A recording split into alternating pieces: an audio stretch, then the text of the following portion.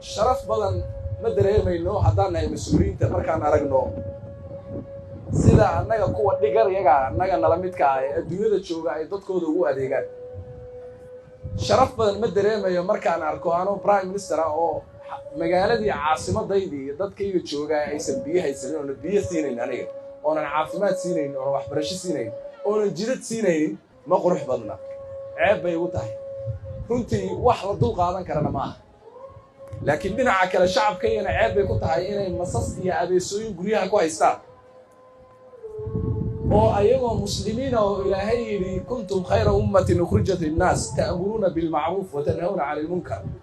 munkar ka weyn miyaa jira qof khawaarij guri ku haysta? khamrigoo la cabaa ka sahlan, xumaan kastoo la sameeyaa ka sahlan qof muslima qofkii dilaya inaad guri ku haysato.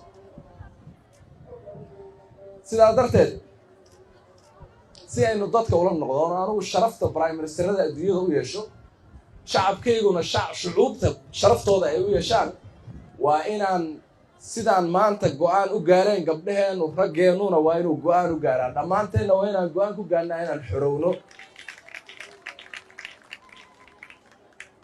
sharaf inooma aha ma fiirsan karna sidan marka waxaan leenahay enough is enough.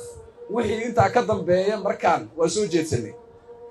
waan idiin mahad celinayaa. magaalada caasimadda ee muqdisho idinkaa mas-uulka ah, idinkaa laydinku ogey.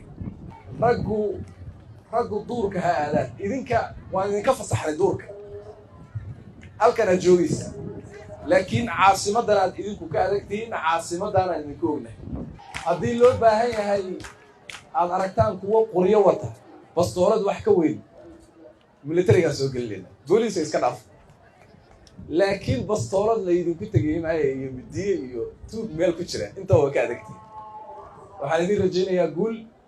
waxaan leeyahay waxaa iba furtay oo curtay kacdoonkii magaalada muqdisho, sidaasayna ku tageen shabaab wassalaam waa u dhammaatay. waxaan leeyahay shacabka Soomaaliyeed ha guulaysto, magaalada muqdisho ha guulaysato, cadowguna ha jabo.